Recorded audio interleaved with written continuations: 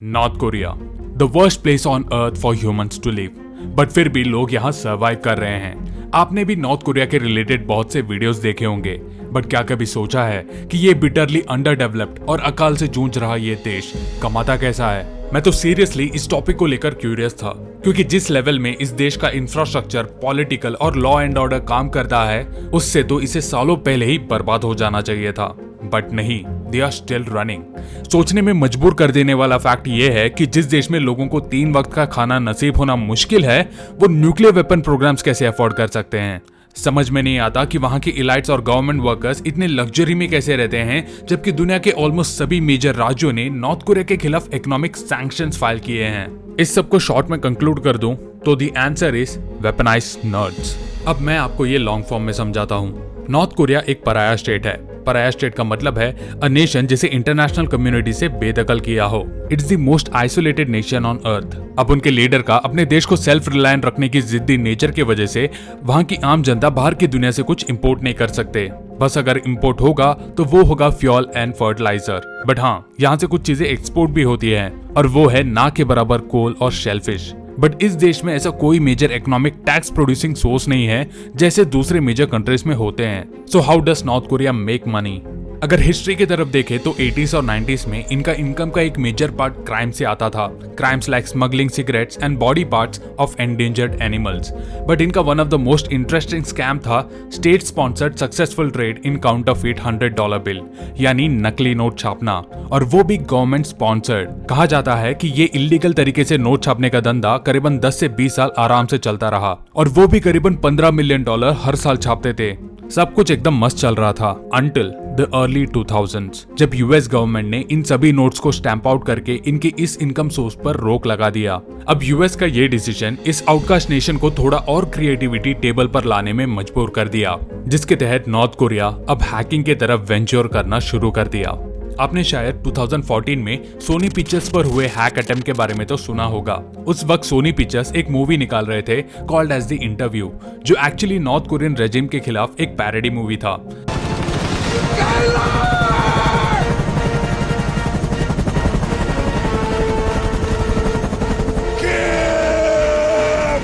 जिसमें उनका regime, specially the leader Kim Jong Un का मजाक बनाया जा रहा था। इस इंसिडेंट पर भड़क के नॉर्थ कोरिया ने सोनी पिक्चर्स के कॉमेडी फ्लिक पर एक्ट ऑफ टेरर का आरोप लगाया, और साथ ही एग्रेसिव रेस्पॉन्स के रूप में उन्होंने उस हॉलीवुड प्रोडक्शन हाउस के कंप्यूटर सिस्टम्स को हैक कर दिया। और इस हैक से उन्होंने कंपनी के बहुत से सेंसिटिव इंफॉर्मेशंस और कन्वर्सेशंस को पब्लिक कर दिया, जिसमें उस वक्त जेम्स बॉन्ड का अपकमिंग मूवी का स्क्रिप्ट भी इंक्लूडेड था।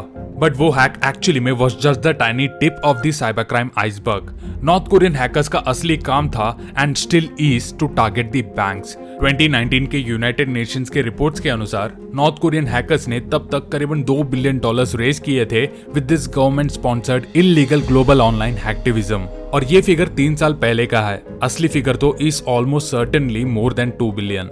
इनका काम बस फिलीपींस और बांग्लादेश जैसे राज्यों के बैंकिंग सिस्टम्स के वीकनेसेस को एक्सप्लॉइट करना ही नहीं था, बल्कि उससे भी एडवांस इकोनॉमीज को भी अटैक करते थे, लाइक दैट ऑफ जापान। यहाँ नॉर्थ कोरिया एक लॉन्ग टर्म स्ट्रेटेजी के साथ काम कर रहे हैं। ये लोग स्कूलिंग से ही बहुत ही ब्राइट और इंटेलिजेंट बच्चों को रिक्रूट करते हैं। इन छोटे मैथ जीनियसेस को बाद में स्पेशलाइज्ड हाई स्कूल और हॉट हाउसेस में ट्रेन किया जाता है as if they were young Olympians, और बाद में इन्हें प्योंगयांग के वेल फंडेड इंस्टीट्यूशंस में एनरोल किया जाता है, like that of Kim Chaek university of technology या किम इल संग यूनिवर्सिटी। इस पूरे टेन्योर में उन्हें कोड करने एनकरेज किया जाता है and improve their online skills. यहाँ ये याद रखना कि less than 1% of the North Koreans have access to the internet. So आपका कंप्यूटर हैकिंग स्किल्स वो एक रास्ता बन सकता है to get out of the slums and poverty.